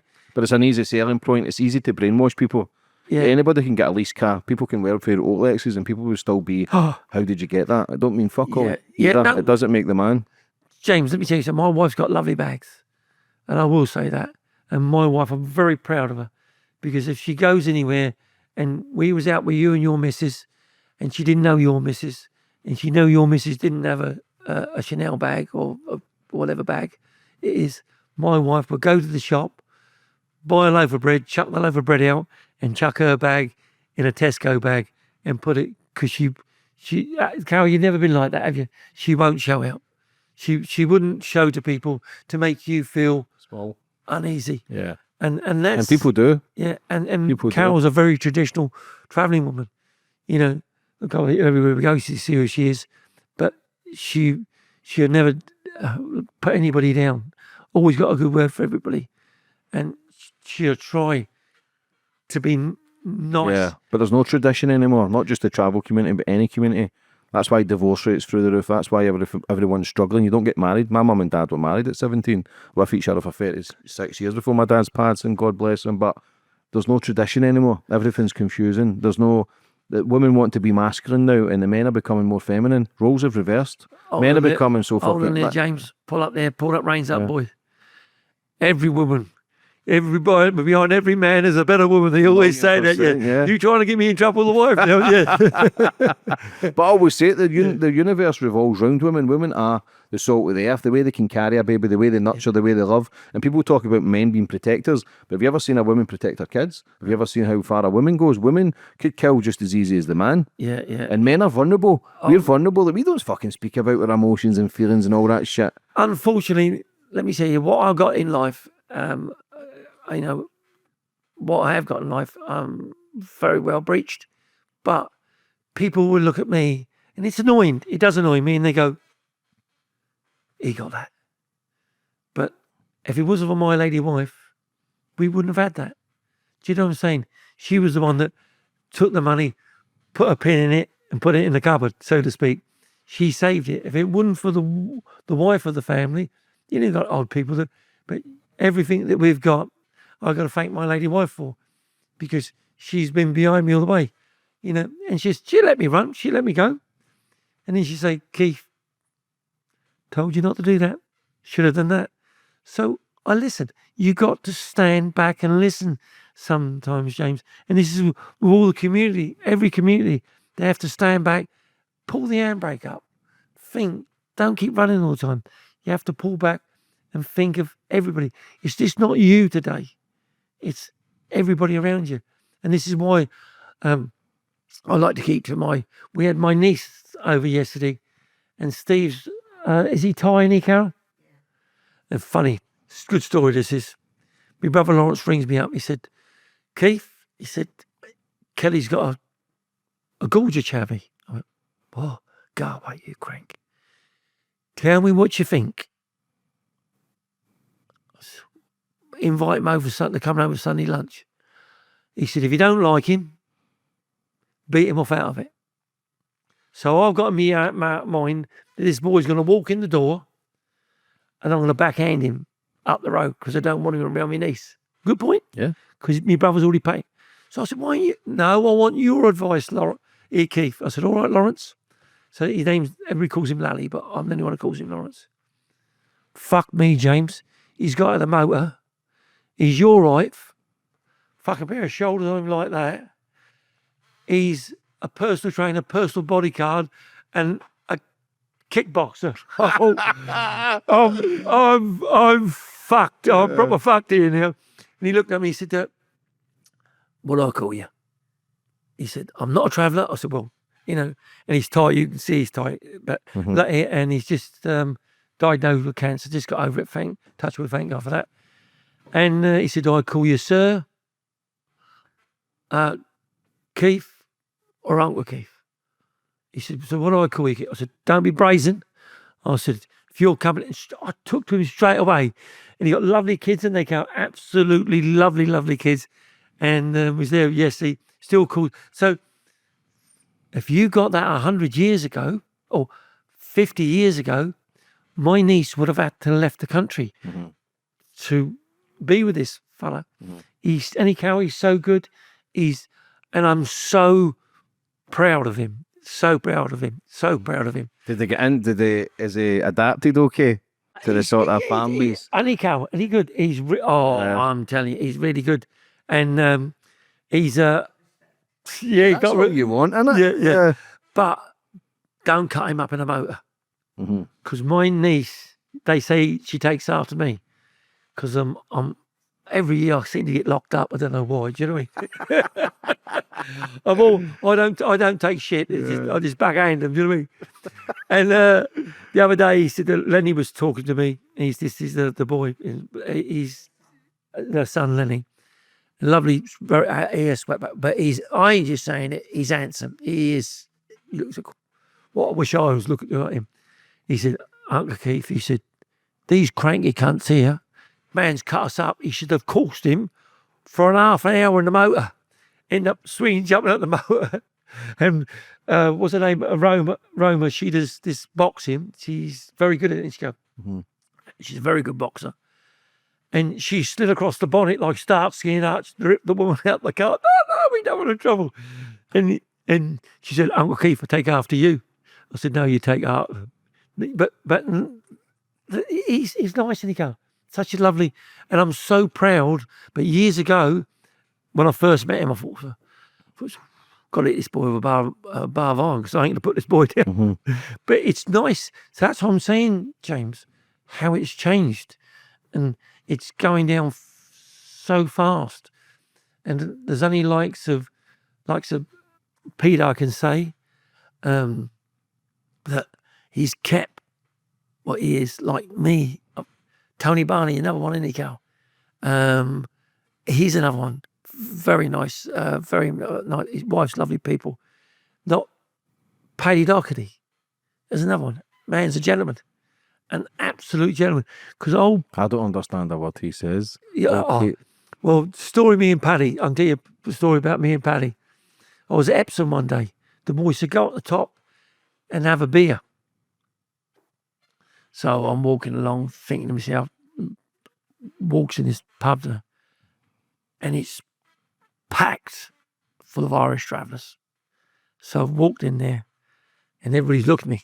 So I walked to the bar, and I thought, I've got an hiding here now. I've got an hiding. So I walked up to Paddy Doherty's dad, but I've seen the old man before. Walked straight up. I said, hello, Uncle, how are you? He said, lovely, my boy. I said, how are you keeping? Chatting to him. Sit down. So straight up, because all the fellas is approaching me. What are you doing? So they wanted to take me outside and give me a beating. He went, oi, see my nephew here? Obviously no relation. This man can sing. So he said, go on, give us our motors. So I sing traditional traveller songs. And I started singing. I thought, thank you, Uncle. And he saved me getting a beating that day. And I see Paddy a couple of times afterwards, but I ain't seen him for years. But Paddy's still fighting as well. Do you not think there should be, not a cut-off to a degree, but do you not think there should be more respect on the elders once they maybe go past late 50s, 60s to go, stop calling people out? Because these people are still calling him out. Some of them, I have to say, Peter doesn't do it. Paddy doesn't do it. It's just that sometimes they get a young man, come on, James, look at the size of you, look at the size of me, you know, you look like you can handle yourself. But it's like my son-in-law walks in here, he's 30-year-old, mate. Built like a shit house. In your day, you wipe the floor with him. But you ain't that man no more. Days, boy. This is what I'm saying, and he's picking on you. So what do? You have to stay in your ground, James. You've got to put your hands up. You know, you're not letting anybody hit you. But how many times have you been hit, you know, and someone stopped the fight? Because you know you was going to get an hiding, but you got stung, or vice versa. And that's what it was. A lot of the boys, they get, you know, years ago they wouldn't do it. How was it when Paddy went in Big Brother?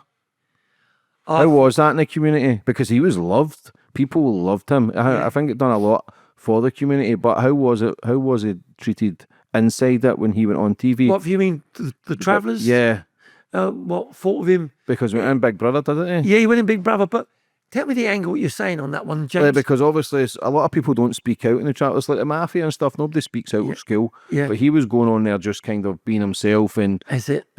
because people were scared of the Travellers community. People are still wary. Not so much now because it's not as big and popular in Postle where we're from. We had the trap and there was a park and Postle was fucking wild. But yeah, nobody dared to go in there though. Yeah. You know, and we didn't fucking care, like older boys, whatever. Everybody was always at the thieving, so but you just would never go there. Yeah. We knew. But with Paddy and stuff, like speaking out and doing Big Brother and the Fame, you never really had anyone at the forefront or on media. He actually I would say, Gary, done a lot for the community. Positive. Yeah, and it then looked at people looked at us at a different aspect. Yeah. Like yesterday, I had an issue yesterday, so this is a real issue yesterday. On our campsite, I got Cotswold camping up in Oxford. It's just around the corner from Jeremy Clarkson's place. And we're rammed all the time, absolutely rammed all the time. We got some people from Manchester with a couple of rock fighters turned up yesterday. And they booked through a booking agency, not with us. And I got a lovely manager up there. But when you book for an agency, they put you on different bays. Well, of course, because you book one night, then you booked another night, that pitch that you're on, it's like an hotel room. That's booked out tomorrow night, so you've got to move your pitch. But these lads, and he said, Keith, he said, they're built like gorillas.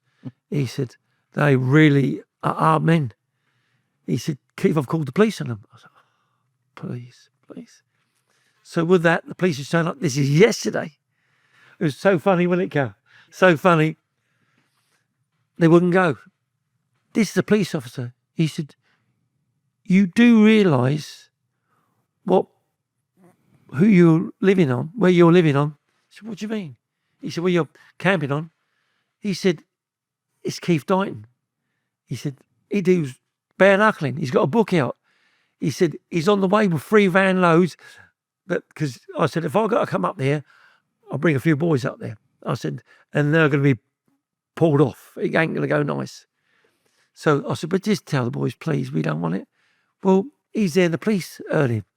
Because I wouldn't have said it over the phone. So the police went up there, he said, if you don't go tonight, he said, they're on the way. He said, anyway, the boys got on the phone, they folded like cards. Hello, mate. How? And Danny, my manager came, he said, Keith, he said, these lads, he said, they were so violent to me. He said, come up. He said, I see him, take your words, folded, and he said, like a deck of cards. Because they realised, because if we would have done it, it would have gone south, unfortunately. We would have done the business first. It's bad to be saying that. Yeah. Actually, but we don't often go like that. But let's do the duty first and say sorry afterwards, you know. So, but why do people like that? I would sooner stand in, talk, but they were smoking. Me and my wife, 42 years. You know, I'll have a fag, I'll have a cigar. She slapped me at the back of the head when she sees me smoking. But I've never took drugs. Our generation, we never took. But this is what is changing. You know, you're on my campsite. Say, James, excuse me, I'll go down to the lay-by in the road and smoke that, or get out my gate. There's a lovely family there. They don't need it. This is what I'm saying. This is how things are changing. But no, getting back to Paddy, yeah, he done a very, very, a tremendous amount for the community. I wish he'd, and there's another band, which we ain't going to mention his names, that's not doing so well for the community, you know, but he's a role model. The man's I'm surprised you haven't done a podcast. Yeah, I was supposed to. There was a bare knuckle event 6-7 years ago we were at, and he was there, and I was introduced to him, man, lovely man, and I always rated him on the TV and that anyway. Yeah. But yeah, I think he's only maybe done 1 or 2 interviews, podcasts and stuff. Yeah. But yeah, I would be happy to have him on. Like, for me, he's done well for himself. And he could scrap as well. Oh. He could fucking have a dash. Yeah. Paddy, he could fight. Yeah. But don't be real. He was like punching a brick wall. Everybody that I His know. hands, have you seen his hands? He's got big hands. Isn't he? Yeah. Hell. Yeah. He's got my hands. I've got big hands. Massive. But he's a big hand. But the man can handle himself. He knows how to do. He can take a punch and he can dodge a punch. But he is you don't hear the man swear. The man's respectful around everybody. The man is an absolute gentleman. And like I say, he's brought it to light for everybody and brought out the nice points. But you've got to understand, James, from my point of view, I got arrested last year again, right? Do you want to hear a laugh? Do you want to hear a laugh? Do you want to hear it? Do you want to hear it? Now, I don't suffer people too much. I'll try to talk to you, and then she'll tell you, then I'll just knock you out. I can't. Yeah. You've got to get knocked out. So she said, Keith, you're getting old. Don't do it. So I try to cut down on the bits on it, but here's the factor of it. His dog was running about my caravan park. And we say, if your dog runs about in the park, it poos on the park, you pay a fine of £25, but you pay it to a charity. I don't want you for £25. So you get a charity to email us, James has donated £25. So come on, James, I don't want your £25. The dog shit. I'm walking around the customers, showing them, and everybody comes to our park. We tell them we're travellers. They go, wow, electric gates. It's beautiful, James. Come down, please. You're welcome to come down. The highest standard you could think is walking into the cleanest gay community. My wife has flowers in it. It's beautiful. So anyway, the dog's running about. We give him a letter. Wasn't ignoring it. The last letter I give him, he put down the back of his trousers, wiped his arse with it, and threw it in my face. But I'm with customers. Come out and told Carol, Carol said, I said, next time your dog craps on my place, I said, I'm taking it up the road and tying it to a tree. I said, sorry, James, this is not going to go down nice with a lot of your podcasters. So the dog done it. So got the dog by a lead, thinking feet for dancing. So I go at my gate, got cameras up, so everything's documented, So you can't go on there and the old bill comes, they can look at the cameras, they can see what's going on. So I went up the road, tied him to a fence, waved to the camera, give the dog a bowl of water, it's tied to the fence. Dog's all right. So I rung him up. I'm lucky. I said, when he comes back, I'm going to knock his mother out of him. My lovely wife, Keith, too old, leave it. She said, be clever, be like the Gorges. Ring the gathers up. Oh, police, Muskers, Mingrees, whatever you like to call them. So I thought, the police has already been rung. He's rung the police. So I thought, no, I can't hit him now, can I? He's pretty cold. He picked up a rock like this, James, and he's throwing it. I had the new Spectres, and he's throwing it on the bonnet of his Spectre. So I grabbed it off. I thought, all on camera. Put it to one side. I thought, I can't hit this boy. I can't hit him. And he's a kickboxer. Well, that mate, nothing to me. But anyway, the police come. 3 riot vans, will they come? Yeah. 3 riot vans, 3 police cars, all come. James, who did they arrest? Yeah. Me. They arrested me. But the dog jumped so much, he choked himself. And died. But he told the police, I shot the dog. Oh, he says you killed the dog? Yeah, no, shot the dog. So they came, arrested me. He's up the top of the park. I thought, when I come out, he's got to have it. They put an injection on me, on my own land, that I couldn't go up to the top of the park. Thought, this is handy. And I said, well, the dog, is it only holes in it? They had me for 24 hours in the cow. James is this is racist. You know, in the cells, I didn't take that. I got a good scene. So all these people watching here, think of old Uncle Keith. I ripped the button off my shirt, got the toilet paper, so I always do it. You know, it's me next bed and breakfast. I scratched the chest set on the floor, right? And then ripped some toilet paper up, playing chess. God comes in, a couple walks in, he said, "Oi, what are you doing?" I said, "Excuse me, I'm playing chess." Sit on the floor. She knows I sit on the floor. It's unusual for me to sit on and sit on the floor. He said, "I can arrest you for that." I went, "Silly cunt, I'll fucking arrest her, fuck off." He said, "You got an interview at 4 or later today." I said, "I need a time." He went, what do you mean? I said, "No, I need a time, I need an appointment. I'm playing chess, mate." So, you know, got a lie, 4 o'clock, 10 past 4 come. And he came, I said, "Sorry, mate, you were near for your appointment." He said, "But do you want?" I said, No. You told me 4 o'clock. It's now 10 past. Make another appointment. I said, "Because when I get in that room, you know that bar on the wall, I'm going to hit it." I said, "I know the score here, so I do play up."